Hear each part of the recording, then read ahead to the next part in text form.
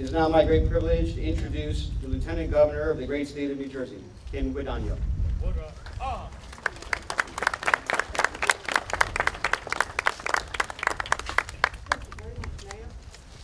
Everybody take a breath, okay? I want to first thank everybody for inviting me today. The mayor, I'm a little tearful because I'm going to change my story just a little bit. I think everyone in this room needs to know that when a soldier goes to fight, he gets a ribbon.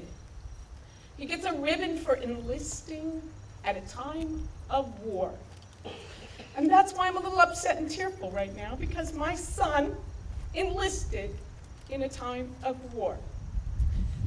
And I don't know how I'm going to get through this day because it's such a beautiful day. It's a day where Americans do come together. And we come together not for us. We come together for them. If you Boy Scouts could step up a little bit closer, I'd really like you to stand up here a little bit. You know, forget the elected public officials today. You know, really, we all want to have our picture opportunity, and we're going to get our chances today, and I'm going to make this same speech 4 or 5 times. But I couldn't resist after hearing the mayor speak and saying just about everything that had to be said. Standing up here and pointing out to you why we're here today. I'm guessing that with the exception of these really 2 guys, tall guys right here, the people at the end of the line of Boy Scouts were not alive or were barely able to walk 10 years ago today. And that's what this is all about. That's what we're here for today. We could spend hours talking about the sacrifice of the families that are here. We had 7 families, I think, here in Freehold Township who lost loved ones. We had 122 in Monmouth County. We had 746 people in New Jersey who lost their lives. And we could sit here and recount the horrible moments of the day. We could think about where we were and what we were doing, and we could talk about the towers up and then down and going up and down dozens of times every minute of every hour of every day for the next months. We could do that. And I can't begin to talk to you about how horrible the sacrifice for those families and those first responders must have been and must still be fresh in their minds today. We can't live like that in America.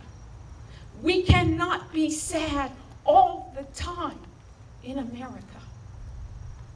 We have to do what we did, as the mayor said 10 years ago. We have to come together, and we do it for these children, to teach them all that is good about the United States, to teach them all that is good is about the state they live in.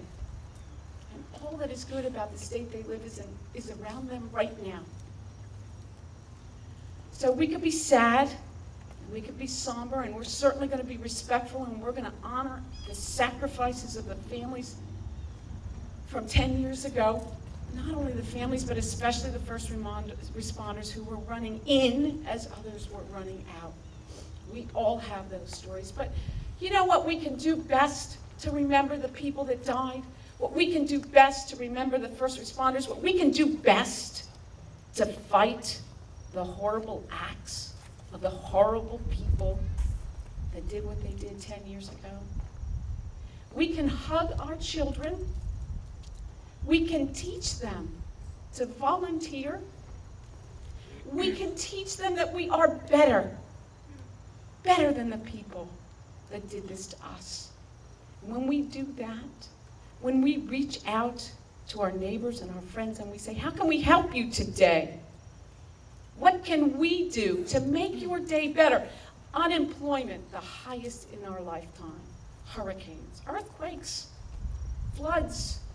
Reach out to those people that are suffering today and give them a hug. Because every time we do that today, every time we teach these children that it is more important to serve in the United States than it is to fight, well, then we win. we win. Every time you reach out in the next several weeks and years and you do something for somebody else, something that's greater than yourself, then we win. And they lose. And that is what we can do today. We can remember and honor and cry and be proud.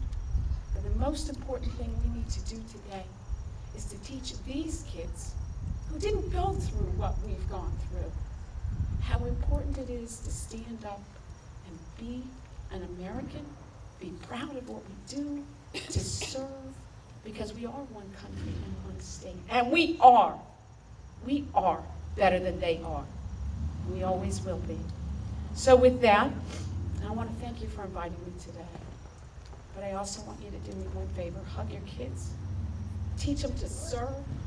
Teach them there is something more important than just themselves. Because when we do that, we win.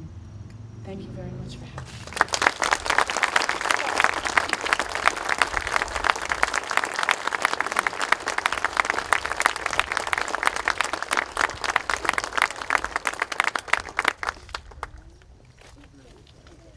At this time, I would ask Rabbi Sussman to come up for the benediction.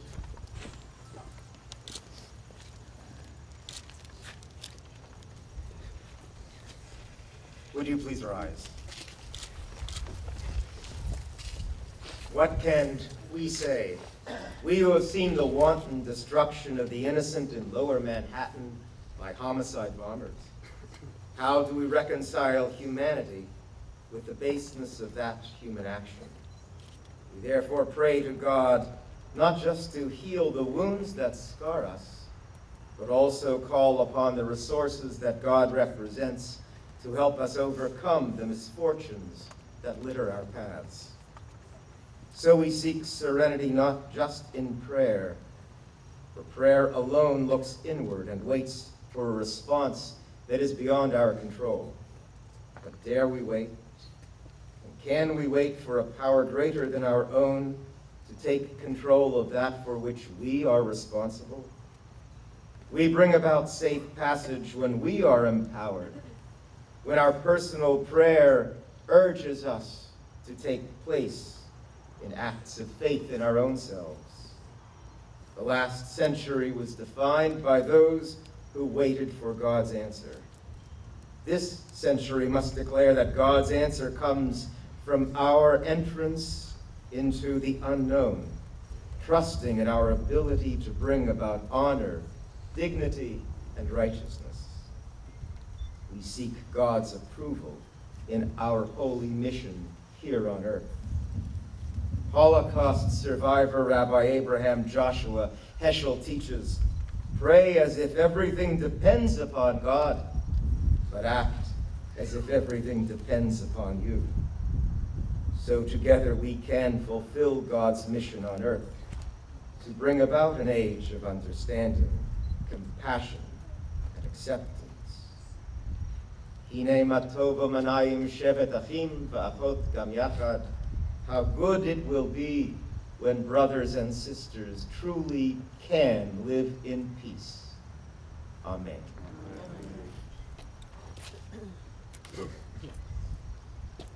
Lieutenant Governor, your words were great, and I would love to leave here on an upbeat note, but it's not going to happen that way.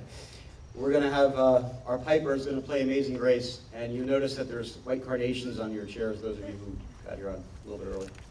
I'm sorry it's not enough for everybody, but as he's playing, if you would like on your way out to place a flower and pay your respects, we'd like you to do that.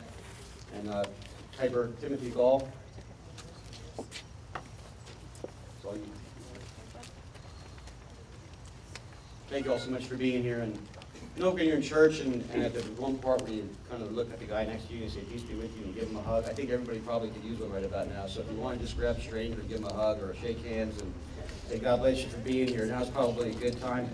And I thank you all, too, for being here. You've made it a good day for us.